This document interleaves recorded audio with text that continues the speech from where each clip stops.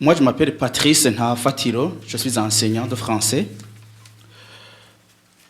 Monsieur le chargé d'affaires AI, selon votre présentation, que je trouve très bien préparée et excellemment rendue au public, certains partis politiques au Burundi et une partie de la société civile disent que le président de la République a brigué un mandat qui est illégal, lequel mandat a même provoqué des manifestations violentes telles que nous l'avons vu.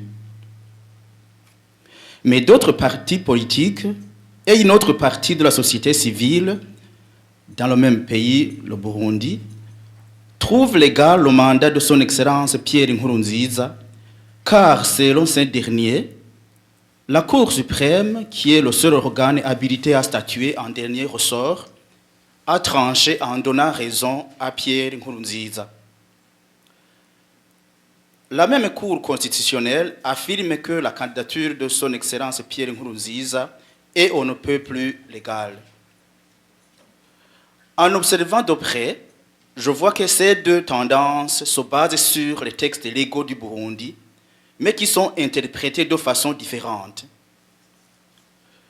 Est-ce que le gouvernement du Burundi préconise de demander de l'aide aux pays amis, comme le Canada par exemple, afin de bien écrire les textes légaux en vue d'enlever toute confusion qui pourrait surgir dans le futur?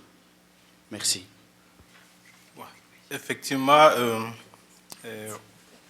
on a constaté qu'il y a ce qui se base sur la Constitution ou sur l'accord d'Arusha pour refuter la candidature du président. Mais ici, nous rappellerons que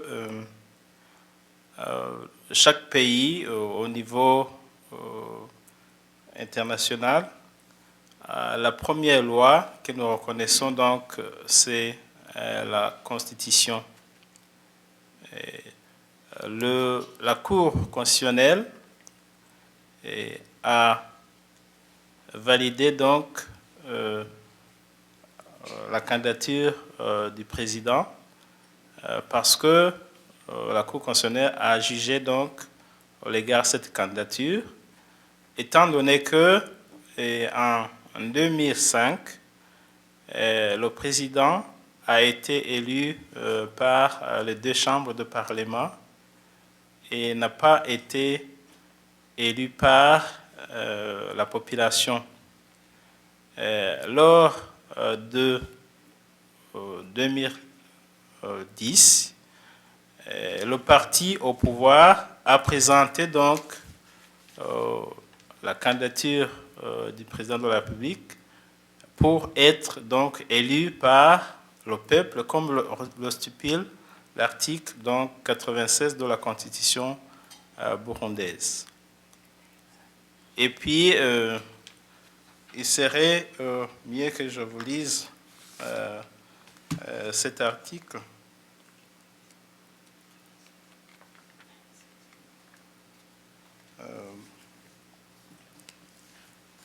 Donc, cet article de la Constitution dit ceci. Le président de la République est élu au suffrage universel direct pour un mandat de 5 ans renouvelable une fois.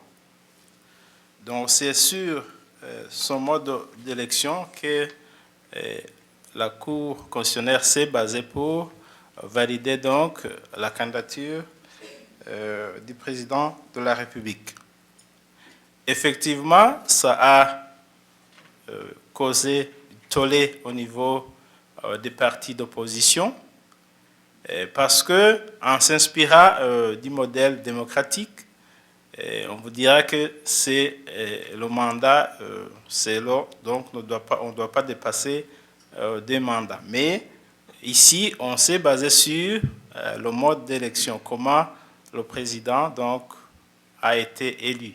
Et on a validé donc cette candidature et on a statué, la Cour constitutionnelle a statué que c'est la dernière candidature pour le président de la République.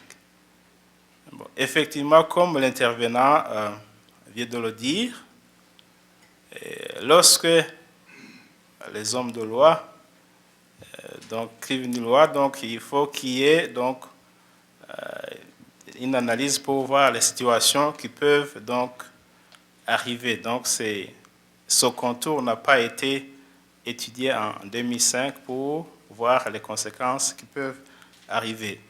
C'est pourquoi donc dans les dialogues qui sont toujours préconisés dans le pays,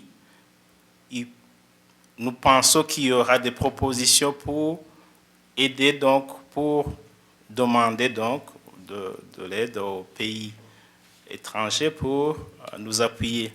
Mais au jour actuel, nous restons sur le principe, selon les accords de Cotonou, que chaque pays est souverain. Donc, c'est-à-dire que si la Cour constitutionnelle a tranché, on se réfère à sa décision, donc en tant que pays indépendant et souverain.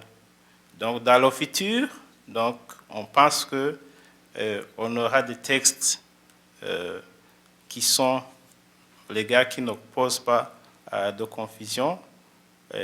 On attend toujours cela. Donc, c'est pourquoi donc, le gouvernement toujours reste ouvert, mais tout cela doit venir donc, du pays.